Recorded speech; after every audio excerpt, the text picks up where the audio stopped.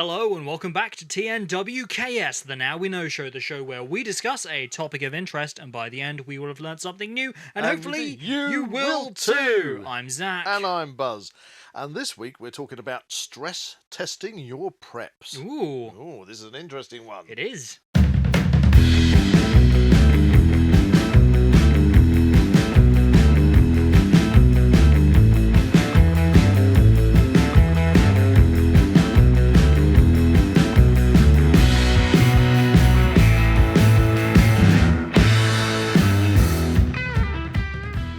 Wow, 112 podcasts. 112? That makes me feel like I need a coffee. Sounds like I need a nice hot black Americano. Now, if you wish to buy us a coffee, that would be greatly appreciated. You'll find all the details in the description below. Oh, please do. Buy us a coffee. It's just the cost of a coffee. Yep. But it helps us to keep the Now We Know show going. Keep the content flowing. And all the other content that we do. Because we have so much. And we love our viewers, our listeners. You guys are the best. You're always feeding back to us and we love it. And so if you fancy buying us a coffee, we would really appreciate it. Thank you very much. And on with the show. On with the show. Okay, to start off with, it is time for Weird and Wonderful. Time for me this week. I'm putting my Specto specs on. Right. Let's have a look. I've got a weird and wonderful. Got a weird and wonderful. What's it going to be? Well, obviously we've had. Is there going to be a twist? Well, we shall see. Here we go. It is 7-foot dinosaur statue is so big you can see it on Google Maps. So, 7 foot isn't that big. Well, I think it's 7 foot tall but 12 feet long. Okay, so it's quite large. Okay, so it says, from passers-by making rude gestures to cute cats hanging out at some Roman ruins, Google Maps have captured all sorts of weird and wonderful sights while sending their camera cars out to view street view features. Oh, yeah? Okay. Okay. But how many times have you come across a 7-foot tall dinosaur while checking out your old street or hometown? This particular metal dinosaur statue is 12 feet long, there, and it's been featured on Google Maps since it was installed outside Myola, a homeware shop in Holmes Chapel, Cheshire, in 2022. Wow, that's interesting. That actually reminds me of, I think it's somewhere up the A1, yes, Sandy Way. There's sort of like right a similar type thing. Yeah, if you people that go up past Sandy on the A1, there's a petrol station. There's a place that makes sheds. There's, funnily enough, an adult, dare I say it, sex shop as well. And it's a very strange little sort of number of things. But before you get to those, there's a place that's selling giant metal dinosaurs. Sculptures. Yeah, it's there was a giant scorpion, a triceratops. King Kong there, didn't it? Yeah, the giant monkey. And of course. I think there was a giraffe at some point. I mean, probably. It's got a triceratops, as you say there. I would love to know how much these things cost. Well, this will give you a clue, maybe. Okay, because I'm intrigued. Shop owner Louise Metcalf dressed the dinosaur up for special occasions, including a Santa hat during Christmas and poppy adornments during Remembrance Day. Oh, that's funny. But Louise is in the process of closing down Myola to wind down for her retirement, which meant her huge dinosaur needed to go to a new home. Okay. She was inundated with at least 20 requests to buy the dinosaur after listing the statue for sale on Facebook for £4,995. Is that it? £5,000. Okie dokie. So anyway, last week... Wow. Right, so hang on, I missed a bit here. Yes, £5,000. So it says, last week he was dropped off at his new home, and for now he'll be kept in the front garden to be visible for Google Maps in the future. Excellent. So Matthew Riddle Roviera, that's a name, spotted the dino for sale and immediately asked his parents for the huge dinosaur as a 21st birthday present for himself. Crikey. £4,000 for a birthday present. £5,000. Oh, £5,000. Yes. At first, Dad, Dave Rovera, planned to reject the wild idea, but after some negotiations with Louise on price, they came to a deal. And now Matthew, who turns 21 in December, and has been a fan of dinosaurs since childhood, thinks that this is making this piece of artwork will make the perfect gift. Excellent. The dino is in pride of place on his family's front driveway, roaring hello to the neighbours. David explained Matthew's always loved dinosaurs and Jurassic Park, and even though he's not a young man anymore, he still loves it. So excellent. There we are. That's the story. It's actually quite interesting you bring up the Google Maps thing, as purely per happenstance, I did actually discover that I was on there. Did you? Yeah, it was in my old car, actually. Oh, yeah, you can see a car from it, yeah. And I was actually driving, and I can't remember why I searched this up, actually, but I've discovered it. It was St Albans Way. Yeah. When I was going to some parking that I park around, kind of around the leisure centre there. Oh, when you used to work down there. Yeah, and as a climbing instructor. I do so many things. And yeah, I got caught on the Google Maps. Well, I'm not sure if it's been updated since, but yeah. Well, they do kind of update it once in a while, because I'm sure other people do this. You kind of look at your own home from above. Yeah. And you can see where things have changed to bits and pieces, because I think we've got when you were doing your stunt training. Yep. And we had a trampoline down in the orchard. Yeah. I'm sure the trampoline is still. Is it still there? Still there. Wow. Well, it's still there in the Google Maps world, but it's not there in the real world.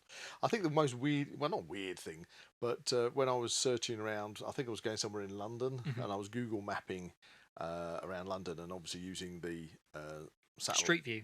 Well, not Street View, the sat night image view. And over one of the parks there was a plane. So it's a full passenger plane. Wow. That looked like it was just parked in one of the parks in London. Yeah, because it was obviously flying at the time, but it was like dead, just like there, like it was stuck in a park. Like a moment captured in time. Yeah, which is quite funny. Yeah. But yeah, Google Maps. I'm sure maybe we could do a podcast on weird and wonderful things from Google Maps.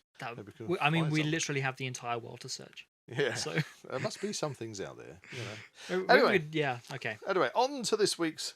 Yes, it's another fabulous prepping episode. Kind of a section of prepping that I hadn't really considered. Well, yeah, what really inspired this episode? Well, we talked a few weeks ago with our prepper expert Chaz Albrighton, and we decided we were going to do a prepping episode where we were going to stress test bug out bags, and we were going to just set up a pseudo situation, which meant that we were going to bug out and then basically stress test everything that occurs, from getting from A to the safe area B, to putting the camping up, your tentage and everything, or whatever it is your shelter you're going to do. Cooking your food supplies, water, sanitary requirements, and everything else. That is still on the books. That we're still going to do. However, the other day, what prompted this particular podcast this week was we found ourselves in a situation which actually the duration of the situation lasted long enough for us to start stress testing our preps at the time. Now this was an unexpected situation. So to put it into context, because as we often say, we are very crepuscular with our working environment. Pulling out the posh words already. Especially this time of the year, because we work during the dusk and dawn periods as surveyors. If you're asleep, we're awake. Yeah, while you're napping, we're usually wide awake. We're not getting back until the middle of the night, or coming home, when everybody else is going to work, and we're coming home to bed. So we move in these odd hours in our shifts during the summer, and we were heading off to a place called Farnham, which is round sort of southwest London on the M25. It's not really the destination that really matters. No, but it kind of is, because in context. It was putting in context. It was a longish journey. We'd expected at the peak time it's going to take us about an hour and a half from where we were leaving. And we got onto the A1 heading south, and then up pops the sat nav saying there's been an accident ahead. And literally within 60 seconds we'd pulled to a halt. And everybody had. And that's for miles. I don't know. I hate to think how high that went up the A1. I reckon it went past Sandy, to be honest with you. But it was. I think the incident was down sort of Hatfield, Welling Garden City area. I don't know the specifics of that. But we were stuck on it. Team leader that contacted us via phone, she was stuck behind us, somewhere about a mile behind us. And time ticked away. Complete standstill. So there we were in this complete standstill, and 2 hours, was it? About 2 hour duration we were stuck there. And of course, so we started to observe the way that people were reacting to this. And then we started to think about and discuss, didn't we, about, well, what if this was a bug out situation? What if something had occurred to make people suddenly say, we got to get out of here. Mhm. We're going to do, and everybody discusses this in the preppers world. We're going to jump in the car. We're going to evacuate. We're going to get out. Maybe we've got our end sort of Goal, our place we're going to bug out to. our bug out place, our place of safety. But of course, once you're on the road, So is everyone else. if something occurs and everything suddenly stops, Yeah. what do you do? Yeah. So this is what probably let's talk about it, because well, what we'll do is we'll talk about the reality of what happened. Okay. And then we'll go on to the speculative side of this. Yeah. So initially, we're stuck. The car is dead stop, and everybody's sitting there, and you're sort of like tapping your fingers and wondering what's going on. And then slowly, people are turning their cars off. The ones that don't automatically turn themselves off these days. Yeah. So the engines are going off. And then you noticed after probably about half an hour. Yeah, maybe it only took about half an hour before people started getting out of their cars. Yeah. And this is insane. Like in the middle of what is a non-stop usually motorway. a non-stop motorway. And people are getting out. It would be something you'd really think to be like a completely unbelievable scene. Yeah, and so they're getting out, stretching their legs and things. And I thought, well, okay, I've had enough of sitting in the car, so I'll go out and stretch my legs as well. Yeah. And then progressively, more and more people are getting out of the cars, and then people started to walk, didn't they? Considerable distances from their cars. To kind of come down to find out if they could find out what was happening. Well, that was the thing. When it got further along in this actual traffic jam, there were people that when it started to kind of gear up and things were starting to moving, they had to sprint all the way back to their cars. Yeah, that's kind of getting to the end of the story. But yeah, they were having to run back to where they'd left their cars, which was a crazy scene. But okay, so we were starting to get information coming through on the why there was a hold up. I believe it was I still don't know the details. It was an accident. Some people were saying it was an accident. Some people were saying that somebody was threatening to throw themselves off a bridge. But whatever the situation was, we had 6 ambulances come past us on the hard shoulder. Police cars came past us on the hard shoulder. The works. So we were sitting there, and then so an hour's gone by. And it's after about an hour, then you start noticing people heading for the hard shoulder because they decided they needed a wild wee break. So they're going off for a wild. I can attest that was something I did partake in. So you're in this situation. So if you're thinking, okay, let's put this into the bug out scenario situation. You've decided your bug out plan is to load up your vehicle with your goods, with your goods, and ideally. Okay, because preppers do things differently. Okay, I suppose lots of people have different plans. I'm sure there are just people out there that, and maybe it's just out of circumstance that they don't necessarily have the facility of a safe place to go. They just say, "I'm going to go out to the countryside." Yeah, without any more specific destination. I'm just see what happens. I'm going to get out of the town. I'm going to get out of the city. Yeah. Yeah. Other people are going to say, I'm going to get out because I'm going to go to my final destination, which might be the coast, or it might be another property they own inland. Yeah. Or somewhere, in Wales in the mountains or something. We're in Middle England, so. And if you thought about your preps and you have physically got an end destination, then ideally that destination will already be stocked with preps. Yeah. So in that sense, in a kind of a way, that's not too bad because you don't have to take a lot with you. Yeah. In the ideal circumstances, you don't have to take a lot with you. You just have to get yourself there. You need to just get yourself there with the possibility of what this experience proved, that if the traffic stops dead and it isn't going and it is not going to go, that whatever preps you've got with you, you might have to sacrifice some of those and literally just go down to your bug out bag and get on foot and get going. Yeah. However, saying that, not everybody on the road is going to be a hardened prepper. No. Even though, and I've said this before, we did a podcast on it, even the government themselves are trying to get the whole of the country to at least become preppers for a minimum of 3 days. So most people on that road, if they're Not really widely like advertised though, No, is it? it's still not, no.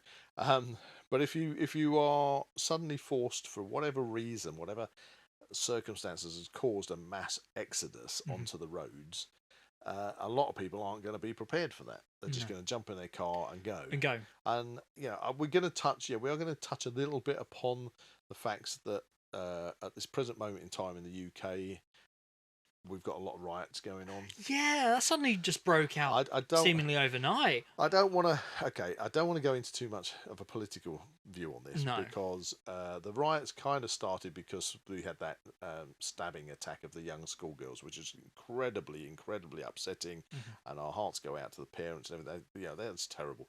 But I think it was because the person was the parent. I mean, I think he was born in Wales actually, but his parents were from. Can't remember. Come to me. But because they're seen by a lot of people as being of an ethnic minority, then the far right, and not everybody in this situation is far right. There's a lot of moderates involved, but the media are pumping it as far right. But those causing a lot of trouble, which I do not condone, are far right people that just want to get out there for a punch up, and so they're going out there, and suddenly we've got a situation of civil unrest. Yeah, okay, that's what we're getting to. And I think it was also tied in to do with that. Was it Glasgow Airport or something where that police officer was kicking that guy on the head? I don't know. There's probably a multitude of factors that have really stirred the situation into. What really has stirred the situation up has been disinformation on social media. Oh yeah, it's abound. It's always been abound. It's the disinformation that floods social media, and then people just jump on the bandwagon before fact checking and stuff. And people get hot under the collar. And and there was a lot. And I've got to say, in the UK, with the continual kind of flow of people coming across the channel and everything, and the amount of money it's cost to put them up, and people just the moderate people in the country feel it's unfair. There's a lot of frustration. When pensioners recently have had like their winter heating allowance taken away from them, and then other things. So there is a lot of tension and a lot of simmering, and it hasn't taken a lot for this to suddenly burst forward. And today at day recording, we watched the news, and it was saying that they reckon it would probably be, there's about 100 protests that are on the books for tonight.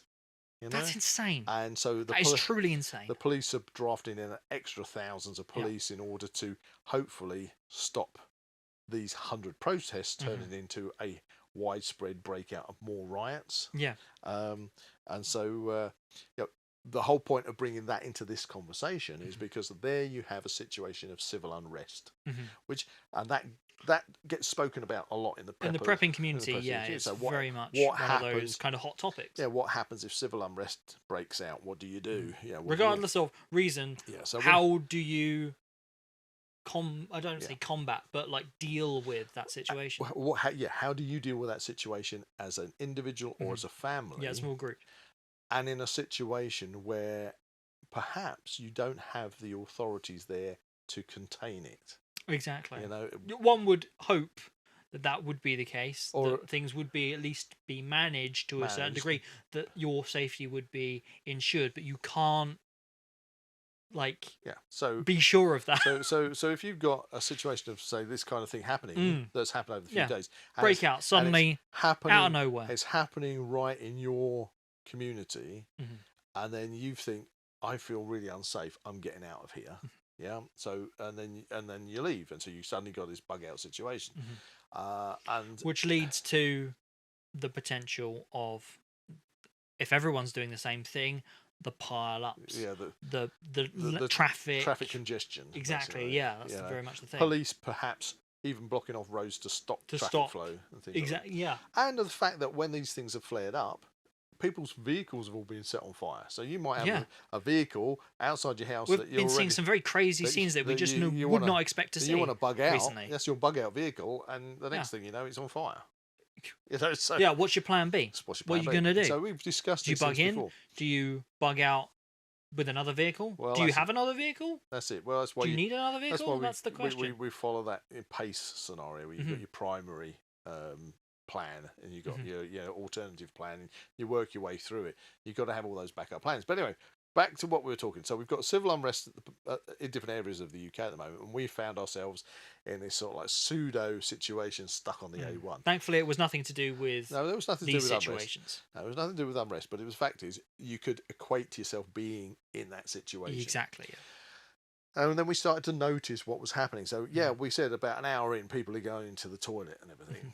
And then people were starting to come out, and I had some bottles of water in the car, okay? Yeah. Because we always keep preps in the car. And somebody came over to us and said, "Oh, have you got any water? I'm desperate for a drink, you know." And it's like, "Yeah, okay." I gave him a bottle of water. That's fine, you know. That's what you do. But you start to realise that then, the longer the time passes on, the more and more people go, "I've got nothing in my. I've got no drink. No. I've got nothing to eat." It's that desperation, isn't it? That slow build. And then what happens is somebody down the line says, "Oh, that bloke over there, he's got stuff. He's got some water. Go ask him." Go ask him." So, and I suppose in that sense, it gets to that point where you've got to say no to these people. Yeah, and then you start in that mentality. It's a kind of like a first come first served basis until there isn't anything left. But is it right for someone who has done this perhaps for themselves to be helping the other people? Surely there is a line between being a good citizen, just a nice human. Being someone like that, and then somebody taking advantage of your kindness. Well, of course, what happens is when somebody wants something and you've got it and they haven't, then they want it. Then they'll go. They're not taking. They'll go from being nice to being you're hoarding. Yeah. You're hoarding. Yeah. You should share. I want what you've got. Yeah. You're the one who's being. You're the mean person. Yeah. You know, and so you could see that this could easily break down to a kind of contentious situation. And then if you've got a situation where the vehicles really aren't moving, and you've got a lot of preps in your car, before you know it, you could easily be descended upon by a mob, because there were a few cars of young youths that were around in our particular vicinity on the motorway. And if they all decide to club together and go, here, mate, you want to, we need some of that, we need some of that. Or you could be in a situation. Yeah. So it was a good stress test to start thinking about things. You could be thrown into this completely random situation. You do not know who's going to be parked next to you in this. It could be anyone. Mm-hmm. They could be nice, they could be mean, they could be quiet, they could be loud. You don't know. Yeah. It's a gamble. Exactly. So that was interesting, but it was interesting to watch how people were going along. And so thankfully we were with a rather friendly group. Bunch. Well, that's it. Yeah. It was what was that chap's Martin, name? Wasn't it? It wasn't Martin. I think it was like Max or something. But this chap came down, didn't he? And he was a really nice bloke, and we had a good old chat with him about things, and because he was wondering what was going on. Mm-hmm. And offered him a drink, and he didn't want to drink. But the point is, you need to be in a situation where even just stuck, and we were stuck, I think, for, as I said, 2 hours. Yeah. If you're stuck in a situation like that, you do want to have some preps in your car. Yeah. Yeah. So if we revert it back to, we're not bugging out exactly, but we are just find ourselves in a situation which we find we haven't got stuff. Mm-hmm. It makes you remember that it's not a bad thing to make sure that you have got some supplies in your car. So you've got some snacks, which is generally a long-lasting snacks that are not going to melt because your car gets out. I mean, we've actually had a few days of summer in the UK. So what you don't want is things melting in your car. That's not going to be very helpful at all. You don't want food stuff that is going to go off because of the heat. Mm-hmm. I've got to say, you can't escape that one thing, can you, when it comes to water in your car? What? Like getting warm? That moment of popping the bottle open and drinking lovely warm water. It's not great. It's not great. But out of necessity, I'd rather have warm water than that. Well, in that sense, would it be then an idea to have some form of cool box in there? Well... But that would obviously... take some maintaining, surely. Well, cool box you can't really have a cool box, and you can get those electrically powered ones, I believe. But again, that's relying on power. I don't think that's really. I think it's gonna make do. I think it's just make do. But the thing is, if you're in a situation and you've got water and you've got, and probably not a bad thing to make sure you've got an excess of water. I want to say an excess of water, because if you have got people around you, Yeah. and they are in need of some water, and you've got enough to share with them, then Yeah. you can kind of make a friendly community around you, Yeah. perhaps, you know? But again, it boils down to that kindness, and then somebody doesn't feels left out, and then they jump on your back and go, I want your stuff. I want your stuff. I want your stuff. But it does get to a point, and I assume that a lot of people will have a different breaking point, because some people aren't as resilient as other people when it comes to these types of situations. Some people can bite the bullet and deal with it. Others are more panicky, more sudden in that panic. Yeah, I think when we're talking about like the human condition and different people's personalities, you've got people that do panic in a situation, do get an attack of the, as my aunt used to say, an attack of the vapors. It's like, that's quite an old school way of putting it. I've got to sit down. I've got to sit down. So you get people like that, and you get people that get angry, or in a situation, even though we were only there for 2 hours, 2 hours.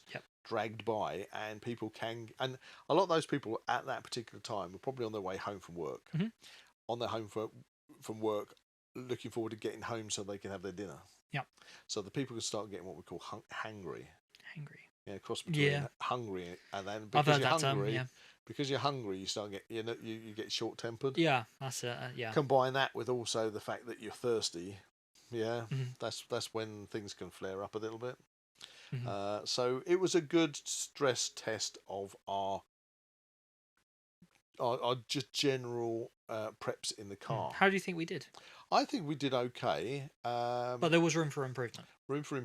There was 3 of us in the vehicle at the time, and so although we had plenty of water, we could have had some more snacks. Yeah, I think that was. I think if we'd been stuck in a situation where it had gone on for another hour or 2, or even longer. Just to have the EDC level of stuff. Well, in that sense, potentially... It was fine. I suppose the thing was, it was my car, and I had the gear in there for me as an individual, because it's rare. Would you say it's kind of rare, all 3 of us about in a car at once? I mean, normally if we're going out anywhere, we add some extra stuff to it. Yeah. But because we were going on a work job, we hadn't really considered are we going to need any extra stuff? Exactly. Perhaps giving a like a specific thing on this food front. What do we know that is long lasting and durable food wise that would be a good kind of, if you had to eat it in this situation, would it be one of those like protein bar things? As long as it's not got chocolate on it. Well, one of those large ones we've done a review on the Zak and Buzz review for. Oh, you mean the one, the 45-year lasting ones? Yeah, those ones. They'll last. They'll do you all right. They'll do all right in a hot car. Yeah, they're designed for 45 it's like years. eating a brick. Yeah, it is. I think you can look more standard stuff. I mean, you sort of kind of like, I know they're not your favourite, but you kind of Harvest Crunch Bar type things that are dry I'll food. take the 45-year one any day. I don't know what it is really. It doesn't like anything. As long as it's not one of those like sesame seed ones or whatever. Oh god, that'll break your teeth. Exactly. They're horrid. That's it. The ones you get in the ration packs. The ration packs, yeah, the sesame seed. I mean, not be funny. I tell you, they're there to tease you, aren't they? Sesame seed snaps like tease you with being, I like sesame seeds. Yeah. I like honey. Yeah. I want to eat it. But the bloody thing is trying to break my rock teeth. hard. It's like what you don't want is a large dental bill in the apocalypse. Because there's nobody there to do your dentistry for you. It's bad enough when it's not the apocalypse. Maybe there's a market for it. It'll be like Fallout where you could sell your teeth in for bullets. Oh, there you go. Or change them for bullets. Yeah, that's it. Bullet case teeth. So that was a stress test this week in the car, and even we felt maybe we should just have a few more snack things. It's like we had some shortbread biscuits, but they just weren't cracking it for me. And I felt I wanted to help the people around us as well. It would have been nice to be able to just share out a bit more, but so hypothetical question. Yep. Say we didn't know what was actually going on, we didn't know how long this situation was going to last. Would you find yourself as giving to other people And at what point would you say enough is enough? I need to get out of here. I need to leave the vehicle. Now that's a good question because I kind of asked you two things there. I'm going to say that initially you're going to try and you feel obliged to stay by your vehicle because it's your vehicle. It's your vehicle, and you're waiting for the Yeah. for the traffic to move. Mhm. Now let's just say the traffic isn't going to move, but you don't know that. Yeah. So then you're going to listen to or watch stuff on your phone to see if you can gauge what's going on. Mhm. Maybe other people. There was a lorry driver behind us who had somebody further down the line who was feeding him up-to-date information. Yeah. So that came back to us. So you're going to look at information and stuff, but as the hours tick by, you're going to have to get to that crunch point at some point where you're going to have to say, I need to abandon the car because it's not going anywhere. And I suppose situations like that, which are a reality and happen more often, is when cars get stuck in snowdrifts. Yeah. And that's when people go, well, I've got to get out of here. Yeah. You often get that in like those survival stories you see on the TV, on like, the survival channels or whatever. But people like just on the motorway when there is a snowstorm, they are forced to abandon their cars and get to the nearest service station or something, But if you're in a situation where the traffic isn't moving anywhere, then you might have to just say, okay, we're 6-8 hours down the line. You'd like to think by that kind of time you'd have answers. You will have some answers as to what's going on. Yeah. Because it's not easy, is it, to abandon your vehicle? No, I'd say it's very hard to abandon anything. So I think you'd have to go that one step. Because there's that attachment. I think you'd have to go one step further and say you found yourself now. The information has come through when you're in a situation that is dire, isn't going to change. Something has gone wrong, and that traffic is just not going to be moving. It's there to stay. It's there to stay. So, to try and answer your other question about when do you give up handing stuff out, I think the thing is you perhaps you've got two options. You either just don't from the onset. Mm-hmm. You don't kind to your fellow. You don't allude to the fact that you've got stuff. You've got these things. You completely no, I don't allude to I've got anything. Mm-hmm. I think I'd find it hard to do that. I think initially I would still be a nice guy and sort of say, would you like a bottle of water? Mm-hmm. But I think I'd probably preempt that with, would you like a bottle of water? It's my last one. Yeah. Right. Okay, I see what you're getting there. Trying not to say that I've got any more. Yeah. In order that whoever sort of says anything doesn't saying, suddenly... he's got a boot full of water down there. Yeah. He's got a boot full of snacks. And then you'd have to make a decision. But of course, then you need the kind of your packs in the car to be able to stick them on your back and then load up your gear and get out of there. That's very true. And again, those packs, what size are they? How much you put in it? We've done the thing is, we did have packs. Exactly. We got our packs with us, and in a I don't really would call it end of the world scenario, but if it was a very, very serious scenario, and you just felt I've got to get out of here. If you were looking down the line, for example, and you started to see sporadic bits of violence breaking out because people are starting to fires. And you think this things is it. Like that. Everything smoke. is starting to. There's smoke coming out. Things. Social order is breaking down on the motorway. People are starting. People running.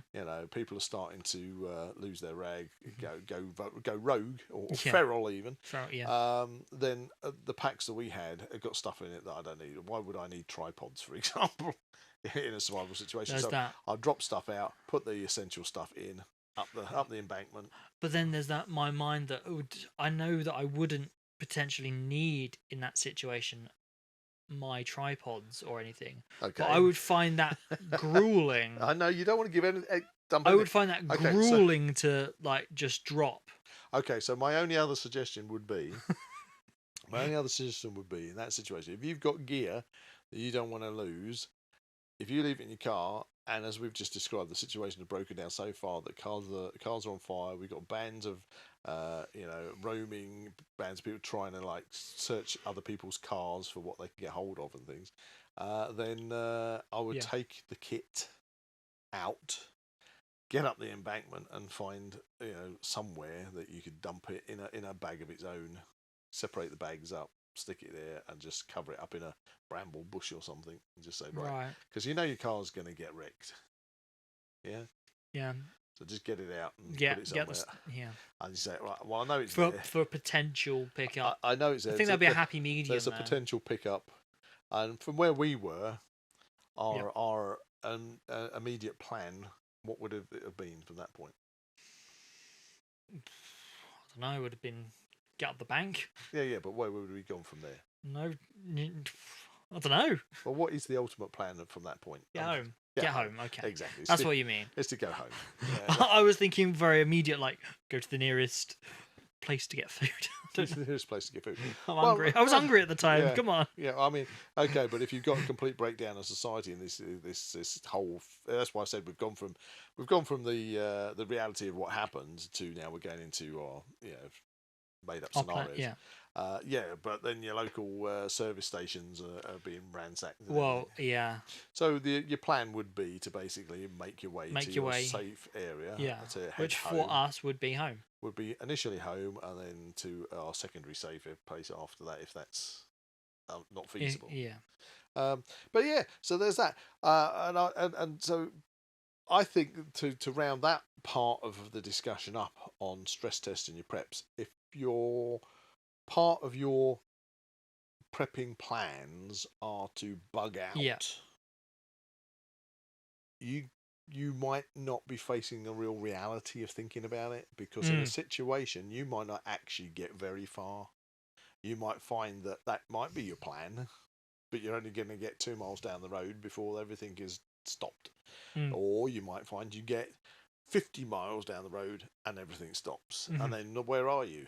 I don't know. You might be 50 miles away from where you wanted to go, or 50 miles away from getting back home. So, and have you got the facility in your vehicle with the stuff that you got to leave the vehicle? So you got to think. I think these things are all serious things that individuals have got to think about. Using a different story that's popping to mind on this stress testing side of things. Obviously, there is that kind of popularized idea of the Doomsday Preppers show and things like that, which we're not into. We're practical preppers. But obviously, every episode you'd meet a new family, group, person, individual, whatever, and they would basically say their plan, whether or not they bug in or bug out, and if they bugged out, they would enact their plan. Yeah, and they usually chuck everything in a big 4x4 and trundle off down the road like there's nothing stopping them. But one that was kind of a bit odd was one where there was somebody living on the coast. They had like a canoe type set up, and they then had to hike up a mountain and things to get to their bug out location, and everything for them in this situation was going wrong. There was rough seas. They didn't have any boots to climb up the mountain. Oh no, he lost his boots. They didn't lose them. Oh, yeah. They were just like those kind of people that they didn't. Oh, they hadn't thought about boots. Yeah, they were really trainers. No, they were in feet. They're just their bare feet. Just their bare feet. Oh no, that was the kind of lifestyle they lived. And then they found themselves in a situation. And they would climb up the mountain, getting cut feet and stuff on the rocks and things. Ouch! I don't even like going down a beach and across the shingle. Exactly, but that was just their personal approach. Okay. At which point they were very suffering by the end of it. So what were they doing? And that brings into question the validity of that plan. Yeah, that sounded like you got a lot of. That was probably just an extreme one. Yeah, but it sounded like you got a lot of holes in it. Yeah, exactly. But that's what we're discussing in this podcast. Is a plan going to be bulletproof? Yeah, I think I don't think it is. You've got to have the reality of saying, what if this happens? Am I just kidding? Am I kidding myself to make myself feel good? Oh, I'll grab me bug out bag, chuck it in the car, and I'll drive to here without giving it a second thought that driving to there might not even happen. Going on back again to, dare I say it, the riots we've been having. Yeah. Watching on the news, and this is again a part of your bug in, bug out stress testing. They showed a gentleman who had got a house where in one of these areas where the riots had been happening, and he got his fence, and basically what he was describing to the reporter was that, and you can see this massive hole in his fence. Okay, the thugs had basically been ripping fence panels out and using them as weapons to throw at the police. Yeah. And then when they'd broken through his fence, they'd found that he's got logs in his garden. He's obviously got a log burner. He's got logs, so they were nicking all the log pile and then using those as missiles to throw at the police.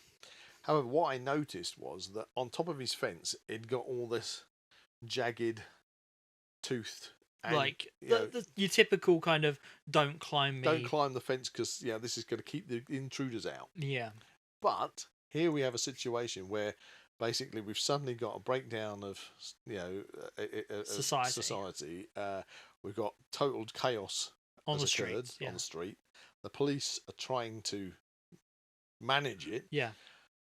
His keep out my garden. Unfortunately, didn't work in the slightest because they just ripped a hole in the fence. That was very much like a half-assed preventative measure for a home incursion. That kind of security thing, it makes you feel it's false. A sense of security. But it's a I'll false. put spikes on top of the fence because that's going to stop people. No. And they just went straight through it. And when his wife was confronted with the people that were just then literally like a flood into his garden, he said his wife was absolutely terrified, grabbed the dog, and she couldn't use the car because the streets were like absolutely thronging with hundreds of people. Exactly. So she had literally run to a friend's Well, that's the thing. I think get away from it. So if you're in a situation like that, as I've said this many times before, don't fall into the trap of thinking that your house is a fortress.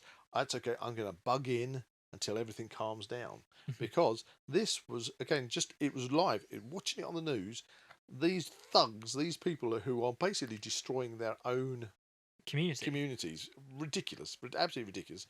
Again, I don't want to go into the politics of it or anything, but the fact is, when you've got that unstoppable force, that primal rage, no home is safe in that situation. Not unless you have literally got a purpose-built steel, panic room or something. Yeah, we're not talking about like 300 Spartans or anything against the Persian Empire. No. Like, I mean, you've got to have the numbers in that sense to kind of really combat any kind of mob. But we're not living in America either. No. So it's not like you are going to go, hey, I've got 10 little friends here that are going to say stop. That's not going to happen. You're not going to get your semi-automatic rifle out and start blasting away, and then all the crowd are going to say, "Oh, don't go near that house because we're getting shot at." No. We're in the UK. The best you probably got is a saucepan and harsh language. So, and put that up against the mad ferocity of riot. People tearing down fences. I mean, if people want a weapon, they can get a weapon. It doesn't have to be DIY weapons. It could be anything. Anything can be used as a weapon. Anything that is a club. Anything from a chair leg to a hammer. People have made weapons since the dawn of man. Time. Sticks and stones. Yeah, right? Sticks and stones. That's a good analogy. May break my bones, but harsh language will never hurt me. When it comes to this bugging out situation, I really find it difficult to believe, especially in the UK, that car idea of I'm going to use the roads, I really don't think that's going to be viable. No, I don't think it in will the be. UK. It would be entirely unreliable. I think as to what you're going to face. Well, again, it depends on the situation, because if you had a situation where initially you have civil unrest is breaking out for whatever reason is occurring, and then the authorities try to curtail that by stopping the movement of people. Putting in roadblocks, maybe armies drafted. Well, after that, at that point, that's out of it. But then I feel as if this could spiral into complete speculation after speculation. Well, yeah, we're speculating because we're now at the stage of the show where we are literally sitting round, having a round table, just throwing these ideas out, because we are into the realms of fantasy now. Our prepping starts and ends with practical prepping. We prep against natural disasters. We prep against fluctuations that occurred, like we had COVID. You could have a pandemic again. You don't want to be caught out without the toilet paper or the pasta, do you? So, but pushing it that little bit further, we have got civil unrest in towns and cities across the UK, and the potential of a lot happening tonight, which hopefully, fingers crossed, it won't. But it's happening. And no, I know. I think it was Elon Musk on X said about it's going to be civil war in the UK.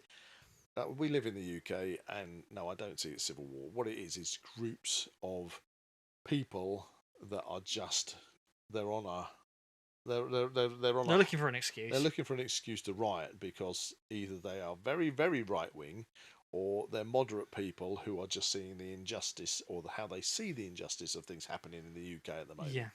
And they're just using these things as excuses and then just going crazy because let's face it, what is the point of smashing up your community? I mean, It's nonsensical. they destroyed a community library. It was on the news that I saw earlier. They destroyed a community library which was there for children and pensioners, all because somebody spread a rumour that they'd pulled all the children's books were being replaced by the Quran. So they set fire to the place because that's You're getting very political. Yeah, but that wasn't me. This is one of the misinformation that fuels this kind of ridiculous behaviour.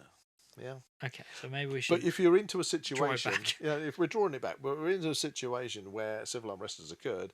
Well, I'm afraid that's it. All rationality goes out the window, doesn't it? Exactly. All human kindness is just dissipated. Just not there. Mm-hmm. Can you trust the person next to you? Well, hopefully, Jesus. Well, hopefully. Christ. Anyway, maybe we're going into too far into the realms of the doomsday prepping. Oh my God, we've become so paranoid. We're paranoid of each other now. No, thanks, thanks, Buzz. No, not at all, not at all. That's just being silly. I know. Bring it back into reality, though. Stress testing your preps is a good idea. Whatever your plans are, in a situation where the weather's turned bad and you've got to get out of there because you happen to live in America and you're in Tornado Alley and the tornado's on its way and you haven't got a shelter to go to and you've got to get out there. You've got to be sure that you can get to a place of safety. You know? We don't have that in the UK, but we do have other natural disasters that occur, wildfires, floods, things like that. So, it's well worth stress testing your preps, stress testing your plans. Yeah. Stress testing everything that you've got to make sure that you can actually put it into action. Yeah? Exactly. Yeah. And that's what this discussion was all about. Exactly. So that's about it, really. Have you got anything to add to it? I mean, we've been pretty, we've covered it all thorough, I think we've been pretty thorough. Just the whole point of this particular podcast was to make sure that if you are prepping, it is vital that you stress test your preps. Yeah, there's only so sure you can be before you have to actually put words and plans into action to prove to yourselves, most of all, that what you're doing is right. For you. For whatever your circumstances are. And there we are. There we go. Anyway, so that leaves us with Wisdom of the Week. Huzzah. And as always, Buzz is doing his best to try and get a Wisdom of the Week, which is kind of wisdomy, but also it kind of has something to do with what we're discussing. Okay. So bestow your wisdom. I'm going to bestow my wisdom. I've got my specto specs on. Okay. So this week's Wisdom of the Week is: success depends upon previous preparation, and without such preparation, there is sure to be failure. Yeah. I think that covers and you can apply that to all sorts of things in life. So, preparation is key. Yeah. And if you don't prep correctly, then you might be on the slippery slope. To oblivion. Oh, I don't know about that. But anyway, or to at least go, I'm really thirsty and I'm really hungry because I've been stuck in my car for 2 hours. Anyway, if you enjoyed this podcast, please like and subscribe to this channel and comment below any suggestions of further topics or activities you'd like to listen to in future episodes. Yeah, do put them down in the comments because we love your feedback. And again, if you'd like to help support us, please buy us a coffee. That would be greatly appreciated. Thank you for all your support so far. We are almost at 2,000 subscribers. Yay! That's crazy. A year ago, we were shy of 1,000. Yeah. Buy us a coffee. I mean, just think of us, poor old Buzz and Zak, stuck in a traffic jam somewhere. Yeah. We could do with a coffee. We could do with a coffee. I do like my coffee. So thanks for tuning in. So that's a completely stress-tested goodbye from Buzz. And a never leave home without it goodbye from Zak. Goodbye. See ya.